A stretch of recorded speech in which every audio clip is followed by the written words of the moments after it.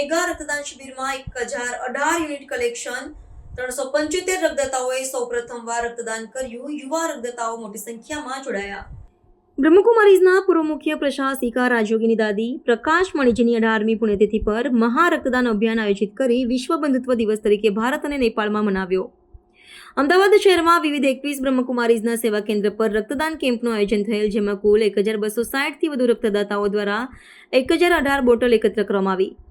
આજના રક્તદાન કેમ્પમાં 30થી 50 વર્ષની વયના 558 રક્તદાતાઓ રહ્યા છે, જેમાં સૌપ્રથમવાર રક્તદાન કરનાર 375 રક્તદાતાઓ હતા. બ્રહ્માકુમારીઝના મીડિયા સંયોજિકા બ્રહ્માકુમારી ડોક્ટર નંદિનીબેને માહિતી આપી કે Indian Red Cross society, Prathama blood bank, Sarvodaya blood bank, Ahmedabad civil hospital blood bank, Ahmedabad cancer hospital blood bank, Lions club blood bank જેવી વિવિધ બ્લડ બેંકોના સહયોગથી મેગા રક્તદાન કેમ્પ સફળ રહ્યો. દરેક રક્તદાન સ્થળોએ સમાજના પ્રતિષ્ઠિત વિશિષ્ટ મહાનુભાવો દ્વારા આદરણીય રાજયોગીની દાદી પ્રકાશ મણિજીને પુષ્પમાળા વેલ્યુસ્ટિક અર્પણ કરી દીપ પ્રગટાવી હૃદયાંજલિ આપી કેમ્પનો મંગલ પ્રારંભ કર્યો.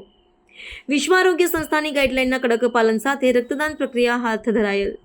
સમગ્ર ભારતમાં 65,000 યુનિટ રક્ત એકત્ર થયેલ છે, જે રાત સુધીમાં 1 લાખના લક્ષ્યને આંબશે, જેમાં 8,000થી વધુ સમર્પિત બ્રહ્માકુમારી બહેનોએ પણ રક્તદાન કર્યું.